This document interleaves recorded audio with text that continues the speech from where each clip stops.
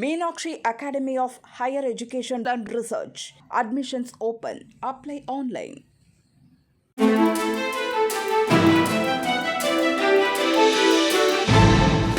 தட்டை, சீடை, முறுக்கு, ரிப்பன் போகடா, அதிரசம் என்ன வேணாலும் செய்யுங்க. ஒரே ஒரு 5 லிட்டர் இதய மந்த்ரா கடல் எண்ணெய் பேக் ஒரு மாசம் முழுசுக்கும் அத்தனை சமையல் முடிச்சு விடலாம். இதய மந்த்ரா.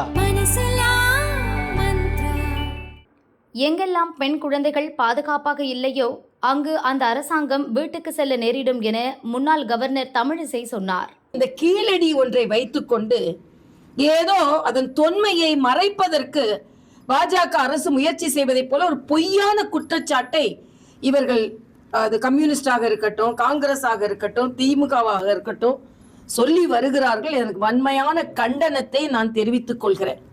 இன்னும் சொல்ல போனால், நீங்கள் கூட்டணி ஆட்சியில், காங்கிரஸ் கூட்டணி ஆட்சியில் இருக்கும் பொழுது இதே கீழடியில் தொன்மை வாய்ந்த பொருட்கள் இருக்கிறது என்று சரித்திரம் சொன்ன பின்பும் பாஜக வந்த பின்புதான் அந்த அகழ்வாராய்ச்சியை ஆரம்பித்தார்கள். இன்னும் சொல்ல போனால் அகழ்வாராய்ச்சியின் அந்த ரூல்ஸையே மரியாதைக்குரிய மோடி அவர்கள் மாற்றினார்கள்.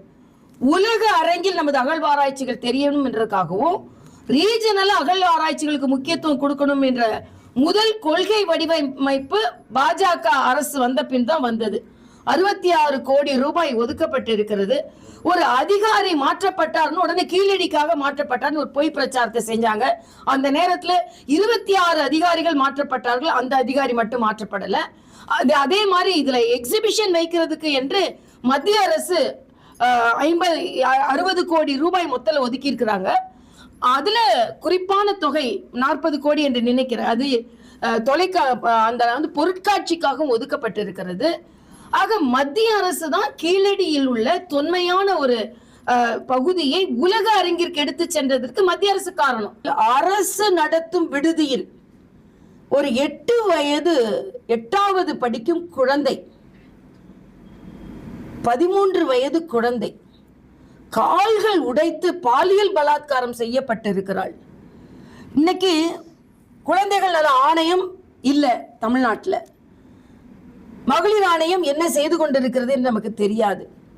அதன் அமைச்சராக இருப்பவர் ரொம்ப சர்வசாதாரணம் அதை கையாளுகிறார்.